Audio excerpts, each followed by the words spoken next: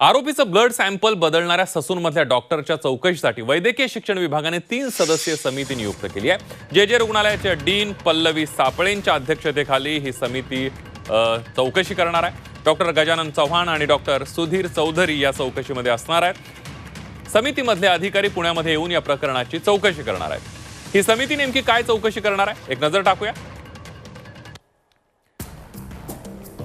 ससूनचे dean doctor काळे यांच्याकडून मागवला निलंबनासाठीचा